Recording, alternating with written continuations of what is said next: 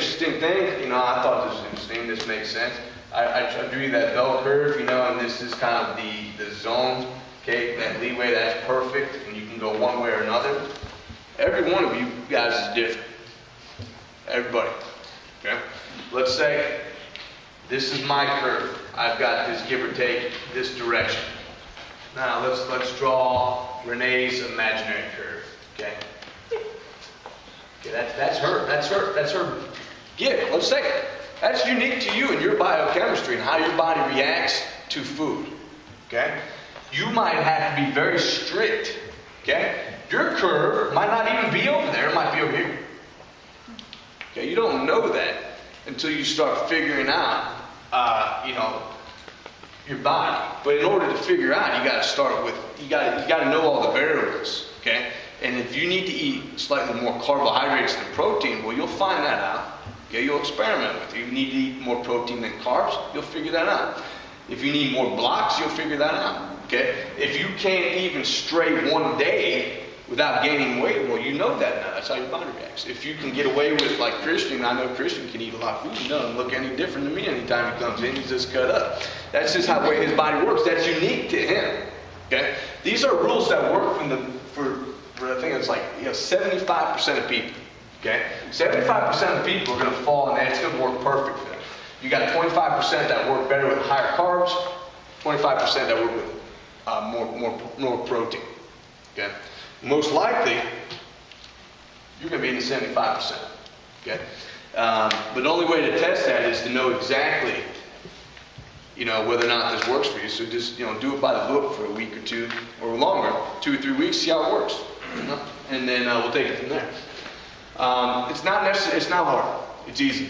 If you've already done the paleo thing, you probably did the hardest thing already, and that's just eliminating some of the junk and the things that we were dependent on before.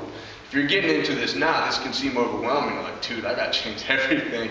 I got to give up all the foods I like, and now I got to balance it, and it seems like a big hassle, and I don't know if it's worth it. It is worth it. Okay? And it's not.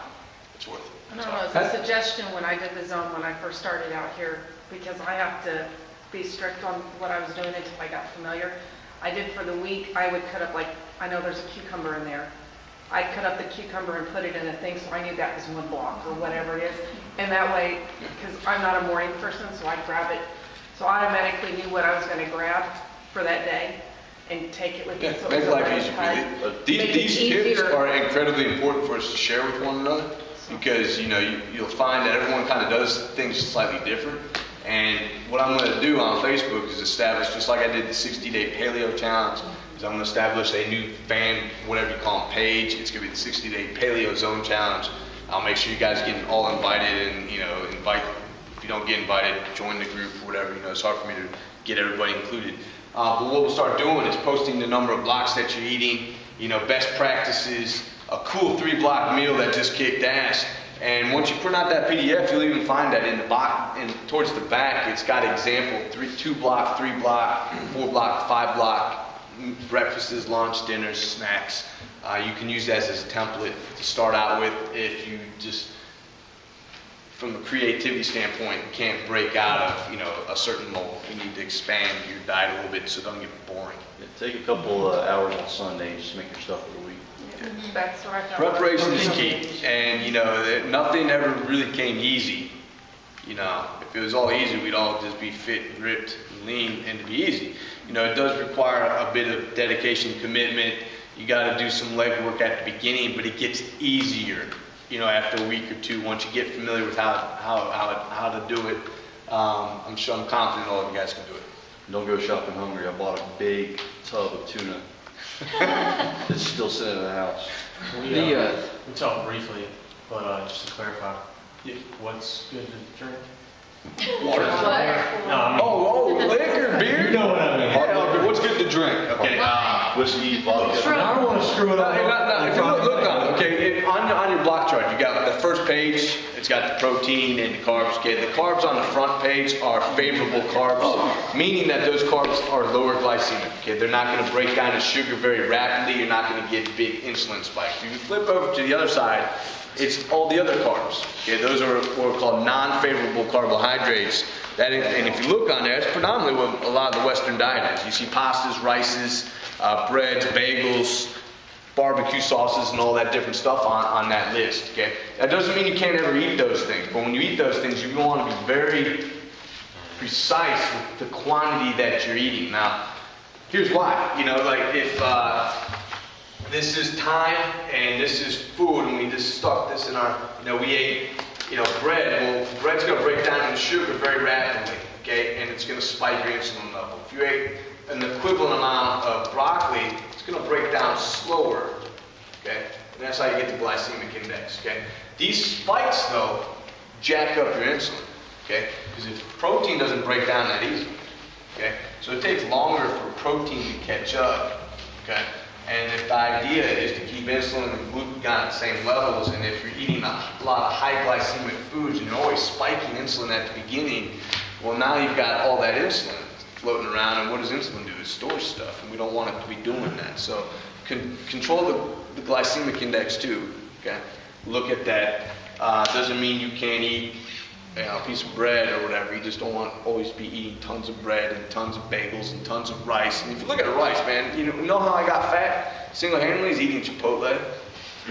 Put on 45 pounds. Kill some Chipotle, but I know why now. Look at rice, man. It's like a teaspoon of rice is a block, and they put like 2 cups of rice in your burrito. Like you're getting a massive amount of carbohydrates, let alone the flour tortilla and everything else that goes in there. That shit is a fire log. You eat that with the chips and the Coke that I used to be addicted to, there's no wonder. And I got out of college and I got fat, and that's how I did it. And that's why, okay? Because I wasn't paying attention to those things. I didn't think those things were important. I thought that was for girly guys to pay attention to what they ate. Men should just eat whatever they want. You know, eat as much food as you can. You know, can you eat that? I'll eat that. Until I got real fat, and then I didn't like that anymore. And it took me a year and a half to get back down to a normal weight. Yeah, I even got nicknamed Big Country.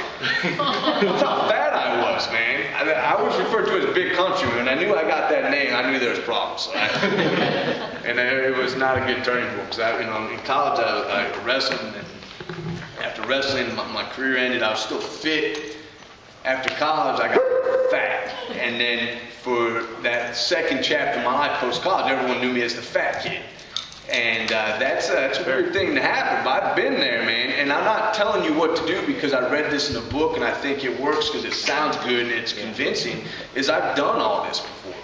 When I started with my diet, when I was fat, I did the first thing I knew how to do, which was cut weight like a wrestler. I would go to the gym, I'd jump on the elliptical, I'd put my hood on, my hat on, I'd look like, Alfie or Ralphie from the, Christmas store, and I would get on the treadmill for an hour and I would just kick my own ass. And I lost a little bit of weight just doing cardio. And then I realized that, well, it's more my diet. And I looked at what I was eating. I was like, man, I can't eat 2 Chipotle burritos every day along with 6-pack of beer and expect to stay fit. You can't. So you got to make the obvious cuts. You cut the beer out. I stopped drinking pop. I stopped eating Chipotle. And then what I started doing is I started eating only 2,000 calories. Well, I lost a certain amount of weight just by counting calories and watching the total amount of food that I ate. And after that, you plan out. You stop. Okay? And then I was getting frustrated because I still had this gooey layer. My friends would always make fun of me, and I'd pass out and they'd draw on me, Mr. Fat. And when you wake up with a marker on it, and they circle like you're gonna do liposuction, because that's how my buddies are. You start to get a little insulted, and it got in my head I didn't want to be like that anymore. So I started doing reading, ran across Paleo.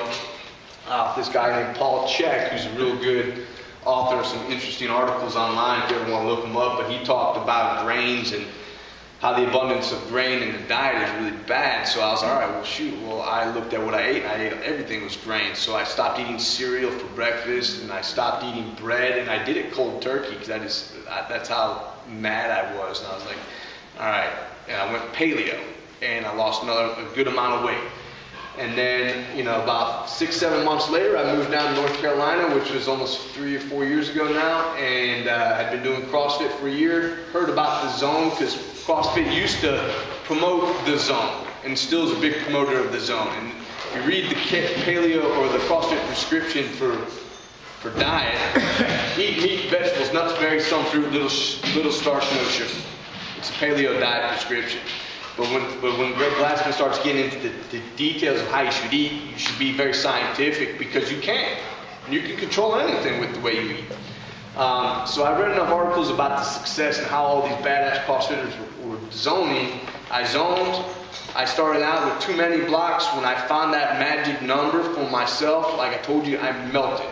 I've never been so cut up. I still haven't been that cut up since I did it that first time because after a while, I stopped counting my almonds. I just eyeballed stuff. But I found that nice balance between lifestyle, being super anal with how I ate. But it takes a long time. Okay, but I've been there. So when you guys have questions and you want to know, I know how to do it. Okay, I've done it. Okay. Other than that, anything else? So what happens to the shakes? Points. Oh yeah. At the end of the 60 day, whoever has the most points is going to win a prize, male and female. Okay. The prizes I haven't decided yet, so I figured I'd leave it up to you guys. What would be a cool incentive? Any ideas? What would be neat? Large pizza and a keg. Pizza and cake. I mean, aside from the obvious benefits of just doing the diet, you're probably going to feel better, look better. I mean, there's a lot of benefits to that. But what would be cool? Cover shot, Sports Illustrated. Yeah. I mean, I've got the whole newsletter thing. I plan on featuring you guys in the newsletter. You know, I want everyone to know about your success. Okay, I've had a lot of you guys had a lot of success. Renee, Beth, Mike, all you guys need to let your stories out, man. I need to start getting these stories out. Tell people. People need to know that you're kicking ass. Yeah. Because, well, here we go. After the 60 days, let's see. I could do something like a free t-shirt. I could do something like, a night out on dinner with me. You know? Everybody wants that, man. Sign me up. No, we could just do a straight up, party. I don't care. We could do something. We could do a night out. Party would be cool. Yeah, that's everybody. Everybody digs the party. So. Yeah. So at the end of 60 days, we'll do a celebratory Zone Paleo Challenge party. Gotta do something for the winners. What about a not mandatory, but a buy-in? What do you mean? Put up some money and tear it down by who wins on each side. If you guys don't want to throw in $5, the winner, the two male and female winners split it. Why not? Money's motivating. In the jar. What do you guys want to pony up with? $5 is $5 and $5, I think. We'll get everybody to participate. Now, wants to do it's got to throw in $5 in the pot, and that's not going to break the bank. But it could be a nice little night out on town should you win. The only thing is how do we determine? The winners can be determined by the number of points. Okay. If you hit your goals, don't sandbag your goals now. Like I want to lose 1 pound in 60 days. But what other goals would there be if it's not trying to lose weight? If you're not trying to lose weight, let's go up. I was going to ask you this. Yeah. Body fat.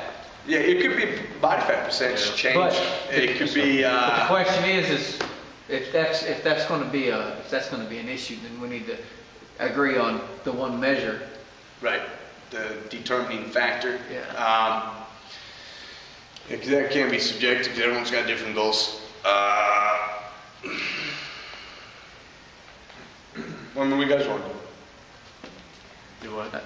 Percentage. I think body fat's where my goal is going to be. It's body fat related. But I don't know where I'm at, so I've got to go look. That's why I say, if I go look up how to calculate my body fat, I want to make sure that that's not going to get me because someone else found some other way of. If they use it the same way to figure it out, exactly, then it should.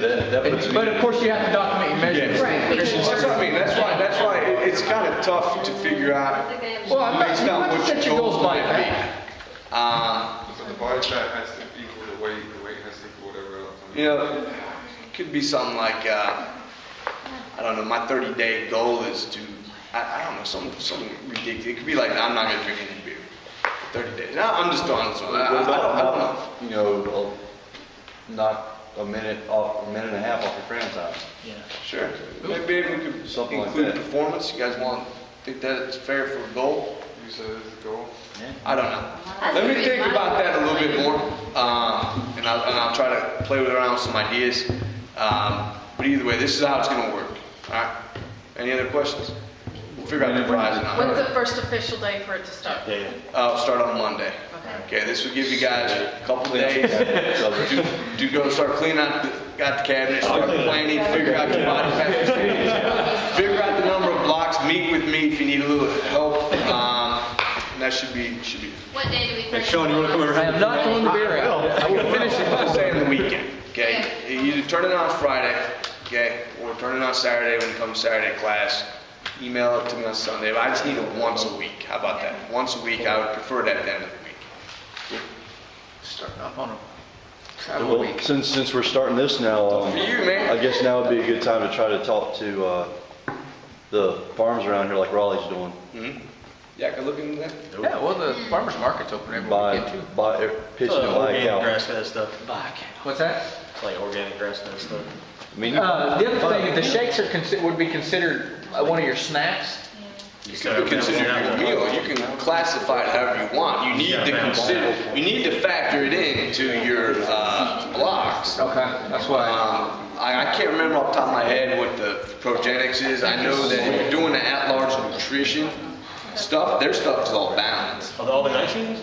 The opposite. I'm using the GNC Anabolic 60.